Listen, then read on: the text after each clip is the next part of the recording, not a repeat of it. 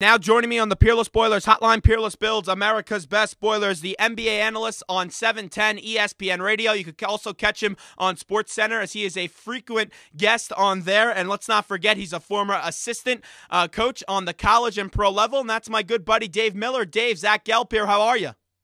I'm doing great. I'm glad that I'm on your last show till you head off to college at Temple. I'm very proud of you. Thanks so much, Coach. And I know that you grew up in Allentown, Pennsylvania. As I get ready to go to Temple University in the fall, how do I get ready to embrace myself for the great state of Pennsylvania? Just make sure that when you see Santa Claus, you boo him down on Broad Street. I'll tell you, I had some great recruiting battles with John Chaney at Temple University back in the day. We went head-to-head for a kid named Jamal Faulkner from Christ the King High School. I'm sure you're aware of it. And, the bad news was Chaney liked to practice at 5 o'clock in the morning. And so this kid was from Bed-Stuy, New York. So I said, Jamal, he's a great coach. He's a father figure, but I'm going to try something with you. And he said, what's that? I'm going to call you, and I was at University of Texas at the time. I said, I'm going to call you every morning at 5 o'clock this week. And he said, why? That's too early. I said, because that's when you're going to have to get up to practice for the next 4 years. Needless to say, we got Jamal Faulkner from Temple. Now, I know that you live in Los Angeles now, and the Kings just won the Cup. Are you hopping on that bandwagon for Los Angeles Kings? Are you parading around Los Angeles drinking out of the cup? Well, I'm actually going to get a chance, I think, to touch the cup tomorrow when it comes into SportsCenter here in Los Angeles. But I'm not jumping on the bandwagon. Darrell Evans, who you know was very famous for that miracle on Manchester goal, his son has been going to my basketball camps and now works my basketball camp. So I'm a big Kings fan. A lot of them live in Manhattan Beach or Hermosa Beach, and I'm just really proud that they were able to bring a championship to Los Angeles. And I think the people in Los Angeles are getting a taste of how humble and what type of guy, because every time we have one on 710 ESPN, you try and give them an accolade, and they pass it off to somebody else. It's a different breed, but we're very proud of our king. Now, we all know your basketball camps, they put the fun in fundamentals, right? There's no doubt. I've always said my goals are higher than 10 feet. And that's fitting since you did recruit Shaq. Let's get to the games from last night. Game one, Wade and Bosch were nowhere to be found. Wade was just terrible shooting the ball, though he did have 19 points, but it was a very poor 19-point performance. Chris Bosch, that injury is still hurting him. How can those two players improve? Because LeBron James need those two players to reach some potential here and to have good games. You know, I'm really concerned when you look at Dwayne Wade, at his production on both sides of the basketball. I mean, last night he was a defensive liability for the Miami Heat, just to cut to the chase. He wasn't able to slow down Westbrook. He wasn't able to stay between him and the basket. He didn't fight over screens. He wasn't contesting those pull-up jumpers. He didn't limit his rim attacks. And then when you looked on the offensive end, it was just as poor. He's settling for jumpers, and I don't know if he's hurt. I don't know if it's the amount of minutes because Spoelstra has really, shut down and limited his bench. I don't see that explosiveness, Zach. When he's trying to take people off the dribble, that's non-existent. He's got to the rim once or twice, and he, lost the ball.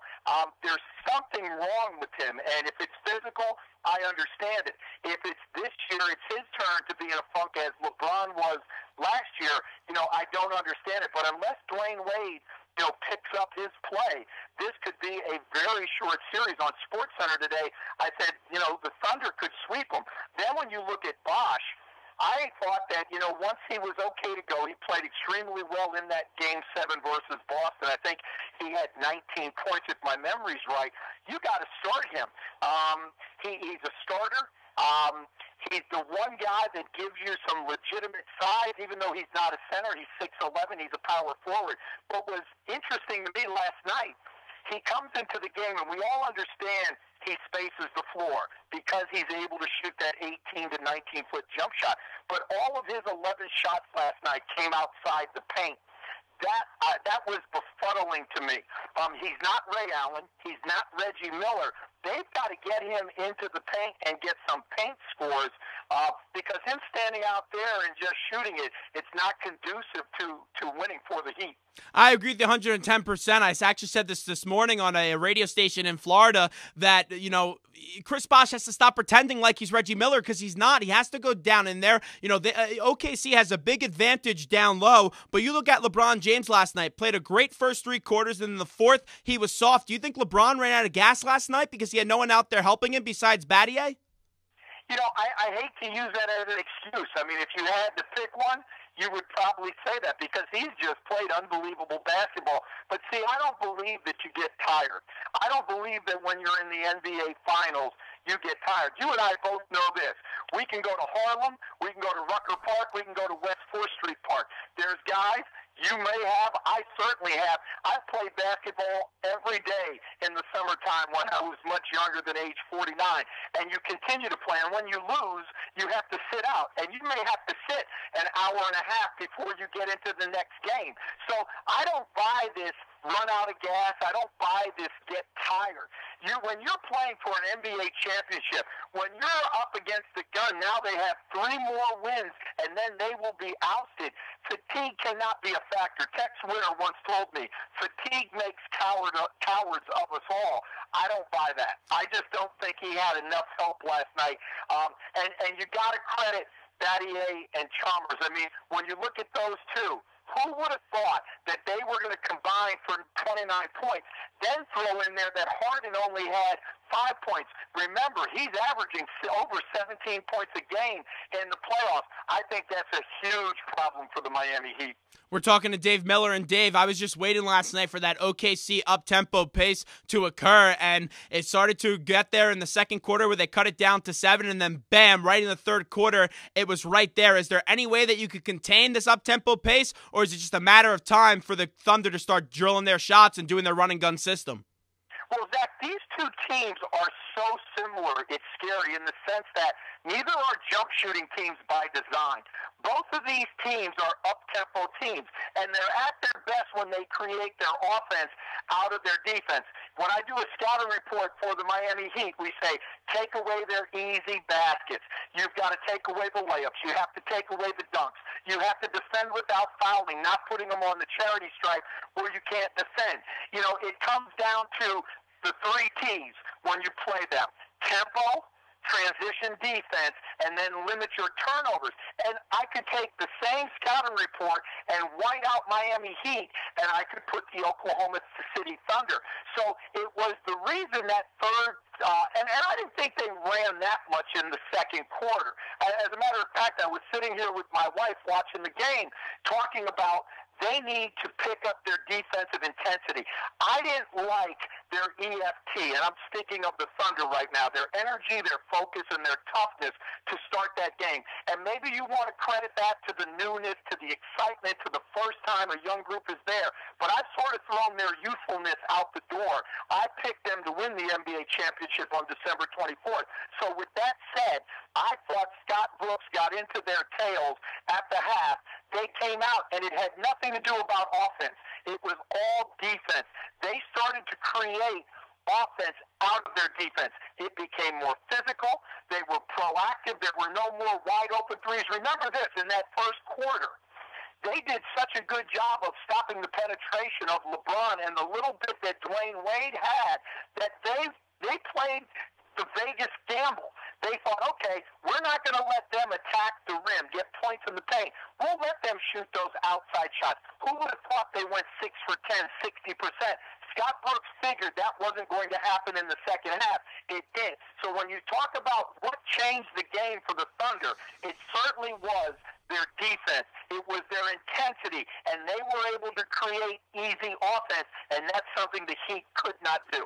And I'll tell you this, oh boy, those fans are great. I know you had an opportunity to coach down there. Those fans really know how to get a building lit up.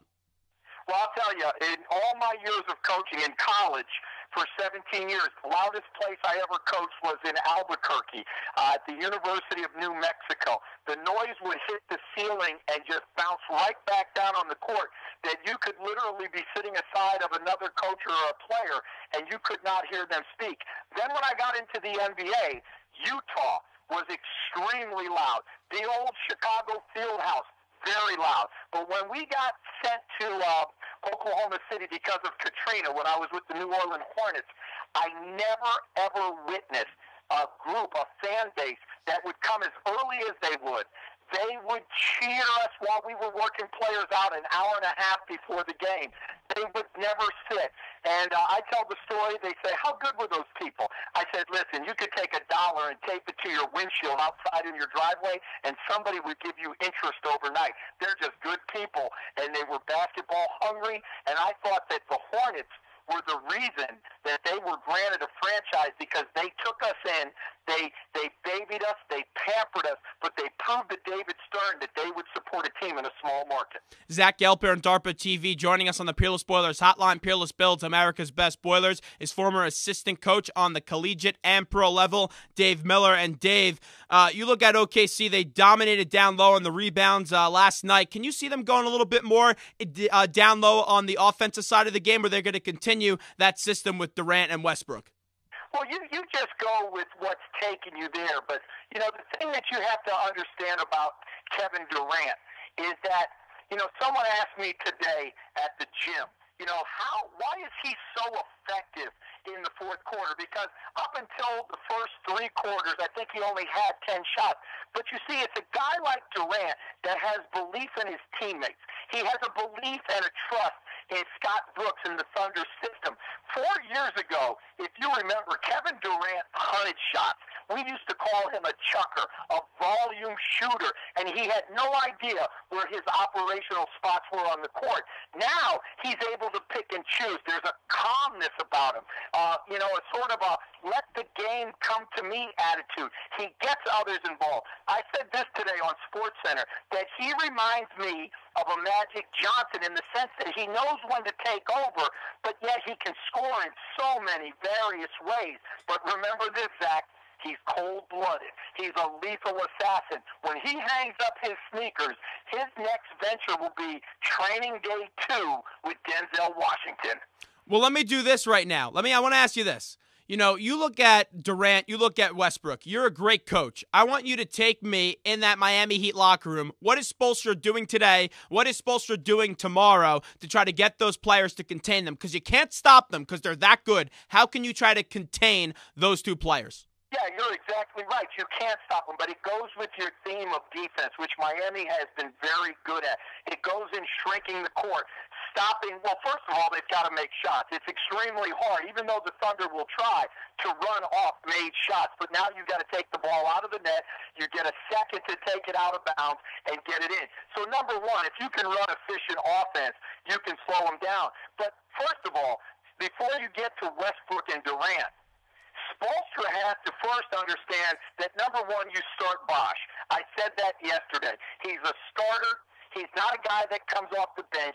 You don't fool around like you did in Boston with different starting lineups. And I know there's been an injury bug, but they brought those 3 in there to win a championship. You play those 3. So, number 2, he's got to figure out what is this team's identity. And that's scary to me looking from the outside in. Is Miami a walk-it-up, slow, half-court grind team? No. Are they a jump-shooting team? Absolutely not. Now, they can hit jump shots. They can be on, they can be off. And you know you live by the jumper, you die by it. But this team is built for transition. Easy points, layups, dunks. LeBron and Wade are the 2 most explosive open court players. We call them the dynamic duo that's a terror in transition.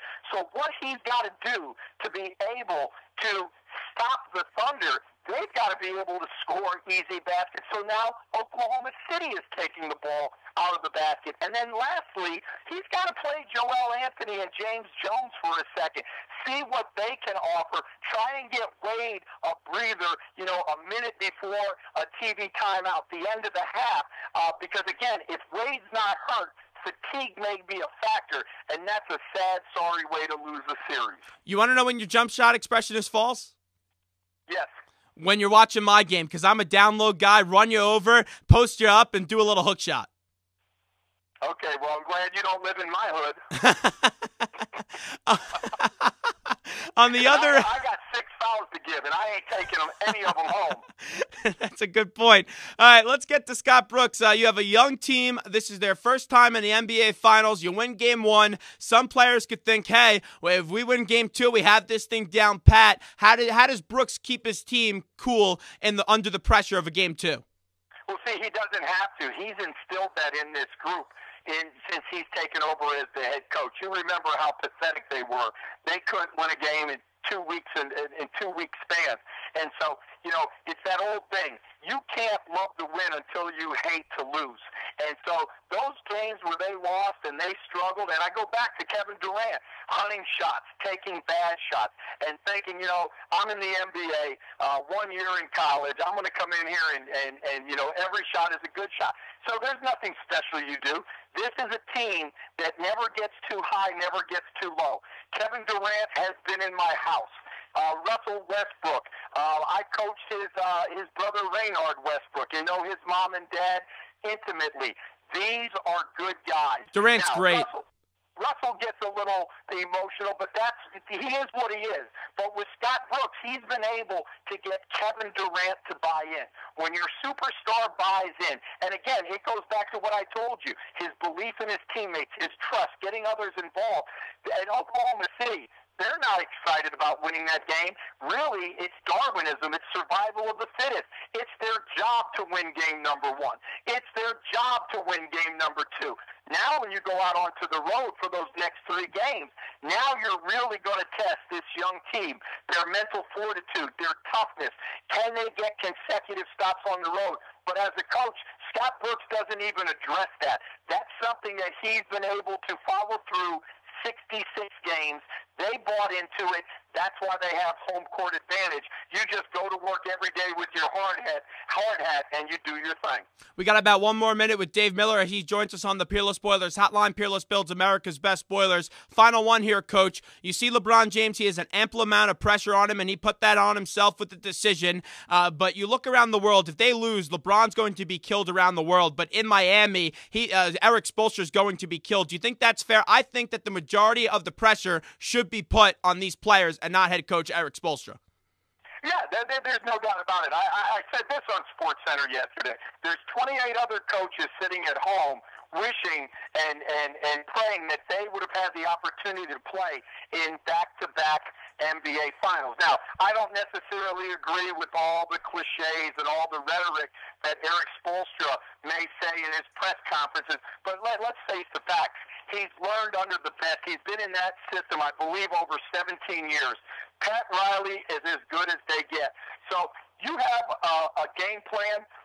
You go out there. I'm sure if you heard him speak at a clinic, he's as good as any other coach. The onus is on the players. Now, in terms of substitutions, in terms of different matchups, that's what you get paid billions of dollars to do. But if they're to lose, why would you fire Eric Spoelstra?